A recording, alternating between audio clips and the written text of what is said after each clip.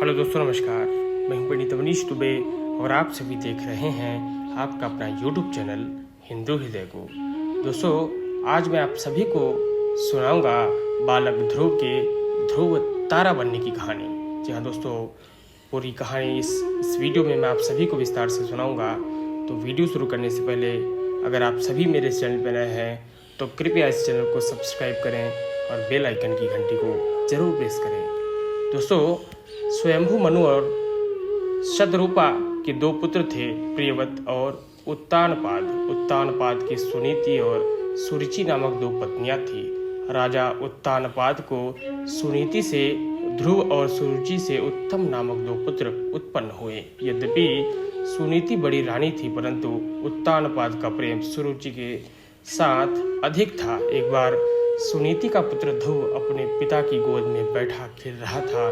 इतने में सुरुचि वहां आ पहुंची। वहां पहुंचते ही ध्रुव को उत्तानपाद की गोद में खेलते देख उसका पारा 7वें आसमान पर जा पहुंचा।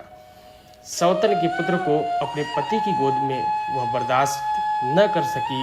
उसका मन ईर्ष्या से जल उठा। उसने झटपट कर बालक ध्रुव को राजा की गोद से खींच लिया और अपने पुत्र उत्तम को उसकी गोद में बिठा दिया तथा बालक ध्रुव से बोली, अरे मूर्ख, राजा की गोद में वही बालक बैठ सकता है जो मेरी कोख से उत्पन्न हुआ हो। तू मेरी कोख से उत्पन्न नहीं हुआ है, इसलिए तुझे इसकी गोद में या राज सिंहासन पर बैठने का कोई अधिकार नहीं है। 5 वर्ष के ध्रुव को अपनी सौतेली माँ के व्यवहार पर क्रोध आया। वह भागते हुए अपनी माँ सुनीति के पास आ गया तथा सारी बात बता डाली।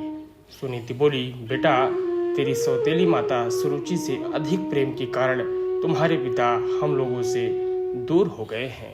तुम भगवान को अपना सहारा बनाओ। माता के वचन सुनकर ध्रुव को कुछ ज्ञान उत्पन्न हुआ और वह भगवान की भक्ति करने के लिए पिता के घर को छोड़कर चल पड़े। मार्ग में उनकी भेंट देवर्षि नारद से हुई। देवर्षि नारद ने बालक ध्रुव को समझाया, किंतु ध्रुव नहीं माना। नारद ने उनके दृढ़ संकल्प को देखते हुए ध्रुव को मंत्र की दीक्षा दी। इसके बाद देवर्षि राजा उत्तानपाद के पास गए। राजा उत्तानपाद को ध्रुव के चले जाने से बड़ा पछतावा हो रहा था। देवर्षि नारद को वहां पाकर उन्होंने उनका सत्कार किया। देवर्षि ने राजा को ढाढ़स बढ़ाया कि भगवान उनके रक्षक है। भविष्य में वह अपने यश को संपूर्ण पृथ्वी पर फैलाएंगे। उनके प्रभाव से उनकी कृति इस संसार में फैलेगी। नारद जी के इस शब्दों से राजा उत्तानपाद को कुछ तसल्ली हुई। उधर बालक ध्रुव यमुना के तट पर जा पहुंचे तथा महर्षि नारद से मिले। मंत्र से भगवान नारायण की तपस्या आरंभ कर दी। तपस्या करते हुए ध्रुव को अपने अनेक प्रकार की समस्याएं उत्पन्न हुई, परंतु वह अपने संकल्प पर अडिग रहा। उनका मनोबल विचलित नहीं हुआ। उनके तप का तेज तीनों लोकों में फैलने लगा। ओम नमो भगवते वासुदेवाय की ध्वनि वैकुंठ में भी गूंज उठी। तब भगवान नारायण भी योग निद्रा से उठे। ध्रुव को इस अवस्था में तप करते देख नारायण प्रसन्न हुए और उन्हें दर्शन देने के लिए प्रकट हुए। नारायण बोले, हे राजकुमार, तुम्हारी समस्त इच्छाएं पूर्ण होगी। तुम्हारी भक्ति से मैं प्रसन्न होकर मैं तुम्हें वह लोक प्रदान कर रहा हूँ जिसके चारों ओर ज्योतिष चक्र घूमता है तथा जिसके आधार पर सब ग्रह नक्षत्र घूमते हैं। प्रलय काल में भी जिसका कभी नाश नहीं होता। सप्तऋषि भी नक्षत्रों के साथ जिसकी प्रदक्षिणा करते हैं। तुम्हारे नाम पर वह लोक ध्रुव लोक कहलाएगा। इस लोक में 36 सहस्त्र वर्ष तक तुम पृथ्वी पर शासन करोगे। समस्त